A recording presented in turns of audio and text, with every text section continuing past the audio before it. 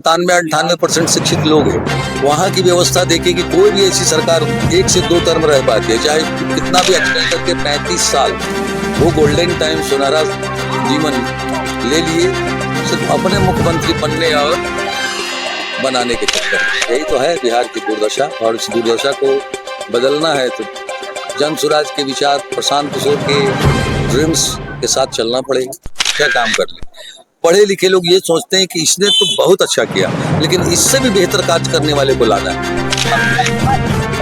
पूरे भारतवर्ष में कि बिहार के लोग मजदूर नहीं, बिहार के लोग मजदूर पैदा नहीं हो, तो सबसे पहले पलायन रोकना है। तो सही दिशा तय करिएगा तभी ना आपकी दशा बदलेगी। आपको मोतिहारी जाना है तो पीच रोड धक्का जाइएगा तो जल्दी पहुंच जाएगा, खुरपेड़िया जाएगा तो क्या ठेस लगेगा, अंगूठा फूटेगा, टाइम भी नहीं पकड़ पाएगा। सर बहुत स्वागत है आपका, और आज आप अपने विधानसभा क्षेत्र में भ्रमण कर रहे हैं। सर बहुत स्वागत है आपका, और आज आप अपने विधानसभा क्षेत्र में भ्रमण कर रहे हैं।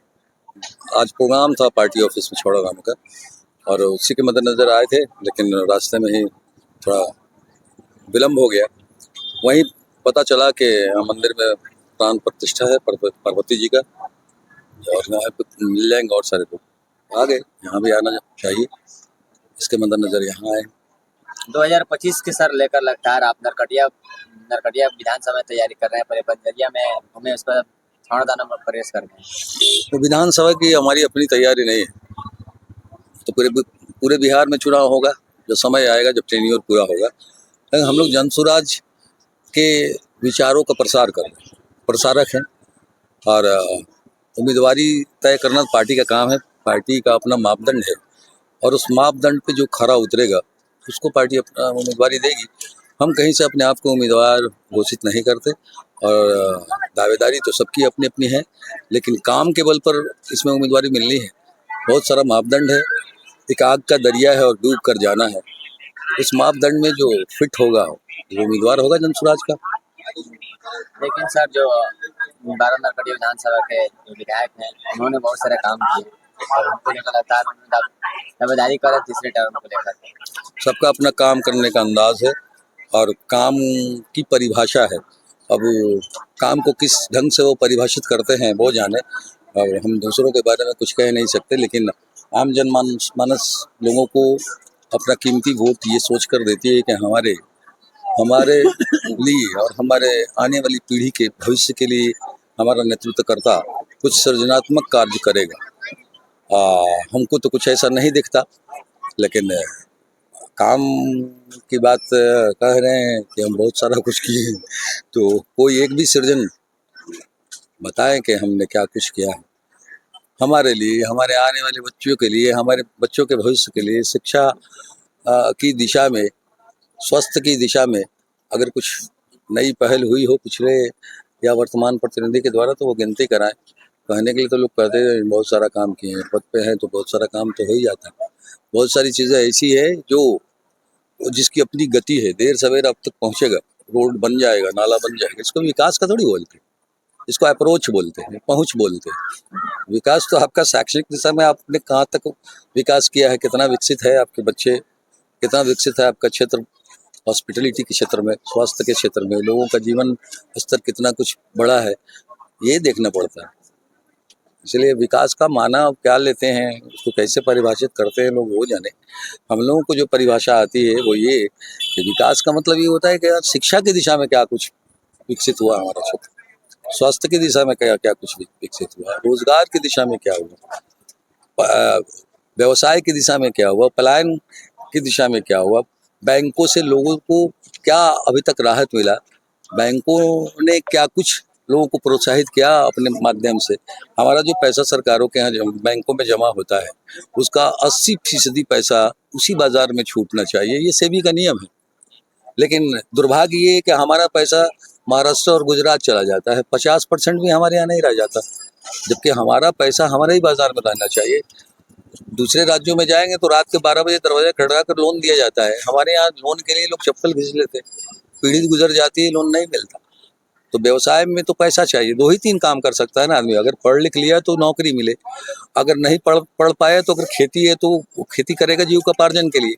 तो यहाँ 10% लोगों के पास ही सिर्फ खेती है, बाकी सारे लोग 20% लोगों के पास खेती है, बाकी 80% लोग भूमिहीन है। तीसरा ये कि रोजी रोजगार के लिए उसको धन मुहैया हो। धन कहाँ से मुहैया होगा? या तो सेठ साहूकार देंगे, बहुत कड़े ब्याज दर पर लोग देते हैं, बहुत महंगा पड़ता है। बैंक दे, तो बैंक का जो सिस्टम है उस सिस्टम में हम लोग नहीं आ पाते। दूसरे राज्यों में एक बार मुंह से निकाल दिए कि हमको कार चाहिए, किसी ने सुन लिया अगर किसी बैंक वाले ने, तो आपको एडवांस में लेकर पहले कार आपके दरवाजे पे लगाता है, ठीक है, या एडवांस आपके अकाउंट में पैसा डल जाता है, बाद में प्रोसेस होता है। यहाँ तो रोजी रोजगार के लिए धन भी मुहैया नहीं हो पाता। ये सब दिक्कत है। और जो बुरी स्थिति पिछले 35 सालों से हम लोग देख रहे हैं, हमारे पीछे के लोग, वो हम नहीं चाहते कि हमारे आने वाली पीढ़ी उसको झेले। इसलिए हम उस विचार के हम कदम है जो विचार प्रशांत किशोर लेकर आए हैं, व्यवस्था बदलने वाली बात, चेहरा नहीं बदलना है। जैसे अभी 2 लोग स्टेज पर आते हैं और एक कहते हैं हमको मुख्यमंत्री बने रहना है, ये मिशन है, और कोई मिशन नहीं, और कोई रोड मैप नहीं है, और कोई ड्रीम नहीं, कोई सपना नहीं है बिहार राज्य के उन लोगों के लिए जो आखिरी पंक्ति में खड़ा है। और एक के लिए उनके मरणासन पर बैठे पिता आखिरी सपना ये कह रहे हैं कि हमारे बेटे को मुख्यमंत्री बना दिया जाए, कोई और सपना नहीं है दोनों लोगों के पास। और दोनों लोग मिलकर के 35 साल वो गोल्डन टाइम, सुनहरा जीवन ले लिए, सिर्फ अपने मुख्यमंत्री बनने और बनाने के चक्कर में। यही तो है बिहार की दुर्दशा, और इस दुर्दशा को बदलना है तो जन स्वराज के विचार, प्रशांत किशोर के ड्रीम्स के साथ चलना पड़ेगा। हम लोग तो यही सोच रहे हैं, और हम समझते हैं कि हम लोग जहाँ तक पहुँच पाए वहाँ की युवा तो कम से कम इस बात के लिए सजग है कि व्यवस्था बदलनी, जन स्वराज के विचारों के साथ चलना है। बता रहे हैं तेजस्वी यादव को 5 एजेंडे हैं। 200 बिजली फ्री है, महिलाओं को 2,000 रुपया है, विधवा पेंशन बढ़ गया है। देखिए, ये सब तो अपंग बनाने वाली बात है ना, ये चुनावी रेवड़ी है। 200 बिजली फ्री, 200 बिजली फ्री से आपका विकास हो जाएगा थोड़ी? या 5 किलो जो अनाज मिल जा रहा है, जो कट छट के आपके पास 4 किलो पहुंच रहा है, उसको विकास का थोड़ी बोलते हैं। ये तो रेवड़ी बांटना हुआ ना, ये घूस दे करके आपका वोट लेना हुआ।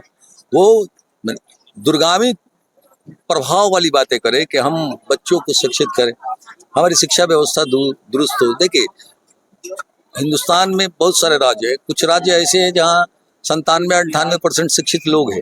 वहाँ की व्यवस्था देखिए कि कोई भी ऐसी सरकार 1 से 2 टर्म रह पाती है, चाहे कितना भी अच्छा काम कर ले। पढ़े लिखे लोग ये सोचते हैं कि इसने तो बहुत अच्छा किया, लेकिन इससे भी बेहतर कार्य करने वाले को लाना है।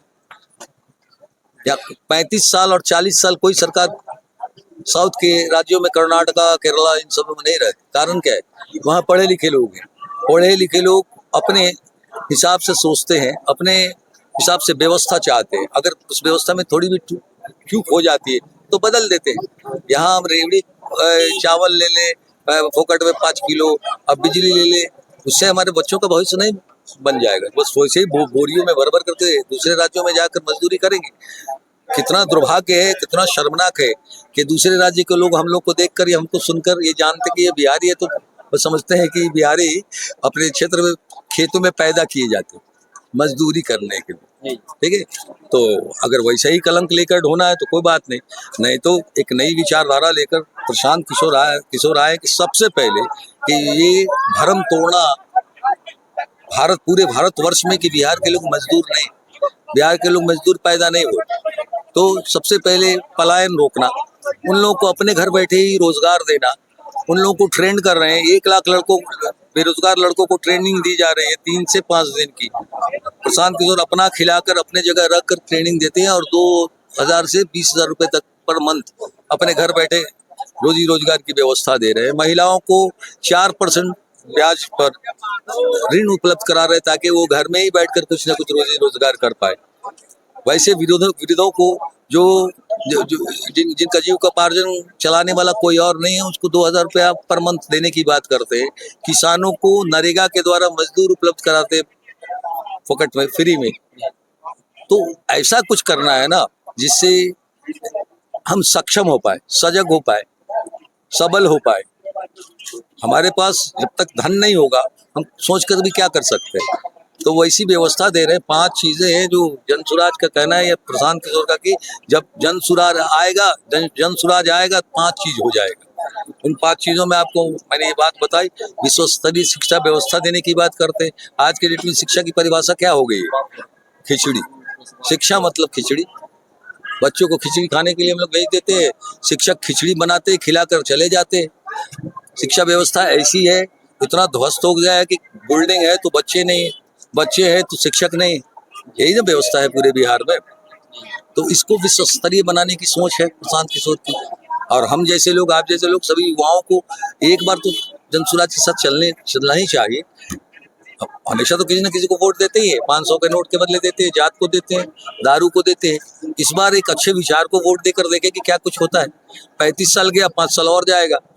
कम से कम हमारे आने वाले बच्चों का, ये जो हमारे बच्चे तिफल है, उनका भविष्य तो नहीं बर्बाद होगा। आज तक हम भावनाओं में बहकर वोट देते आए हैं, आज तक हम जात को वोट देते आए हैं, आज तक हम 500 के नोट को वोट देते आए। तो जब हम नोट लेकर वोट देते तो फिर पूछने की भी हिम्मत नहीं होती कि हाँ भाई, हमने आपको वोट किया था, आपने हमारे लिए क्या किया। अगर आप एक विचार को वोट देंगे, आप वोट देकर किसी को कर्जदार बनाएंगे, तब ना उससे उस कर्ज का ब्याज का हिसाब लेंगे कि अब हमको चाहिए हिसाब, बताओ 5 साल में तुमने क्या किया। इसलिए व्यवस्था बदलने के लिए हम लोग चले हैं। कैंडिडेट क्या बनना, कैंडिडेट बन ही जाए और अब इस तरह की स्थिति रहे। हमको दूसरी पार्टी टिकट देगा, जिता ही दे, पैसा खर्चा करके तैयार। 100 करोड़ रुपया खर्च करके एक विधानसभा का चुनाव लोग लड़ रहे हैं। तो वो विधानसभा का जो चुनाव 100 करोड़ रुपया लगाएगा, वो अपनी पूंजी निकालेगा कि आपके तरफ घूम करके भी कभी देखेगा क्या? तो एक अच्छे विचार के प्रसारक बनिए, एक अच्छे विचार का सहयोग करिए, उसके हम कदम बनिए। जब आप उसके हम कदम बनेंगे तो उस विचार को नाफिज करने की दिशा में उसने क्या प्रयास किया आप पूछेंगे। आपका प्रतिनिधि वो न बन के जाता है जो 2-2.5 लाख लोगों की जुबान बन के जाता है। वो जिस सदन की शोभा बढ़ाता है, वहां आपकी समस्याओं को कितनी बार उठाता है। आपकी जुबान तो वो बन के जाता है। इतने सारे लोग, 3 लाख लोग जाकर के अगर विधानसभा में कुछ बोलेंगे तो कोई सुन पाएगा क्या? तो इसलिए आपका एक प्रतिनिधि चुन के जाता है 3 लाख लोगों का। 3 लाख लोगों की समस्याओं को जाकर सदन में उठाना है। तो या तो सदन में जाकर लोग औंकते हैं, सदन में जाकर अपना हाजिरी बनाए, अपना स्टाइपेंड बना, घर चले आए। तो वैसे लोगों को आप लोग अपना नेतृत्वकर्ता बनाइए, जो आपकी समस्याओं के लिए कहीं लड़े, आपकी समस्याओं को विधानसभा के पटल पर रखे। वैसा प्रतिनिधि चाहिए ना। प्रतिनिधि वैसा का थोड़ी चाहिए उसकी कार की चमक को देखकर वोट दे दीजिए, उसके पैसे को वो अपना धन बांट के दे देगा क्या? जो चुनाव में जो 10 गाड़ियां लेकर लोग घूमते हैं और रुपए दिखाते हैं, वो फिर उसके बाद दिखाई नहीं देते। दिखाई वो देगा जो जन्म से या उसको संस्कार मिला होगा सेवा का, वही ना आपके लिए काम कर पाएगा। जो जिसको संस्कार आंगन में मिला हो लोगों की सेवा का, जो जीवन में कुछ नहीं कर पाया, पूरा का पूरा समय लोगों के लिए देता हो, जो खुद रोजगार प्रदत्त है, जिसके पास रोजगार की कमी नहीं, समय का अभाव है, उसको आप लोग वोट देते। बड़का आदमी होगा तो वोट दे दिया, बड़का बड़का गाड़ी बा ना, बढ़िया आदमी बा वोट दे दिया। हाँ, भोज में चल अवेलन उनका के वोट दे दिया, मरल ले तो माटी देवे वोट उनका के दिया, बढ़िया आदमी बना। तो बढ़िया आदमी के वोट दे के 10 साल से देखते बड़ा लोग, फिर एक बार देखो क्या कहिएगा जाते जाते वक्त लास्ट? जाते जाते तो भाई हम जनसुराज के प्रसारक है, जनसुराज की ही बात करेंगे। जनसुराज के विचार बहुत अच्छे हैं और एक खामोश आंधी है जिसका नाम है जनसुराज। जनसुराज के जो प्रणेता है वो बिहार की मिट्टी से ही जन्म लिए हैं, बिहार की मिट्टी में ही खेले बड़े हैं और बहुत हाईली क्वालिफाइड होने के बाद, एक अच्छी विदेश की नौकरी करने के बाद, एयर कंडीशन में रहने के बावजूद जब बिहार की दशा पर उन्होंने मनन किया, विचार किया, तो फिर वो बिहार लौट आए और उन सारे सुख सुविधाओं को छोड़कर पैदल घर घर चले और जनसुराज का अलग जगाए, लोगों को जगाने का प्रयास किए कि आप अपने मत का सही प्रयोग करिए, उसका महत्व समझिए, अपने बच्चों के भविष्य के लिए सोचिए, अपने बच्चों के भविष्य के लिए वोट करिए। एक बार, आज तक आपने जिस चीज के लिए जिसको वोट दिया उसने आपके लिए किया, इस बार अपने बच्चों के भविष्य के लिए वोट करिए। यही चीज हम लोग भी घर घर घूमकर या लोगों के समूह में बैठकर लोगों को समझाने का प्रयास कर रहे हैं कि जनसुराज एक सृजनात्मक संगठन है, एक पार्टी है जो कुछ कर गुजरने की तमन्ना लेकर आया है आप लोगों के बीच, जो कुछ करना चाहता है। आप सबों के सहयोग की आवश्यकता है।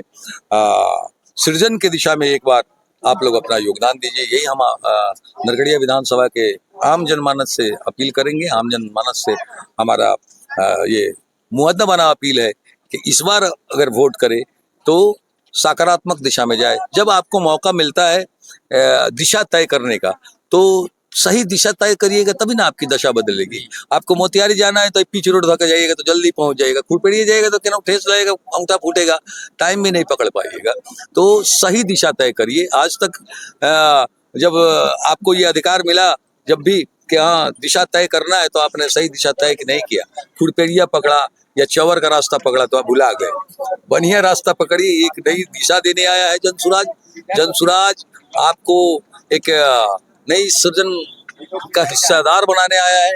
आप सभी एक बार सहयोग करिए, एक बार उसके विचारों का साथ दीजिए, उसका अलग जगाइए, और भगवान चाहेंगे तो व्यवस्था बदलेगी। व्यवस्था बदलेगी तो हम लोग सबों की दुर्दशा बदलेगी। हमारे बच्चों का भविष्य उज्जवल होगा, हमारे बच्चे पढ़ लिख पाएंगे, हमारे बेरोजगारों को रोजगार प्रदत्त बनाया जाएगा, महिलाओं को रोजगार प्रदत्त बनाया जाएगा। हर जगह कुछ न कुछ सृजन का कार्य दिखेगा। यही हम मैसेज देना चाहेंगे अपने यहाँ के सारे लोगों को।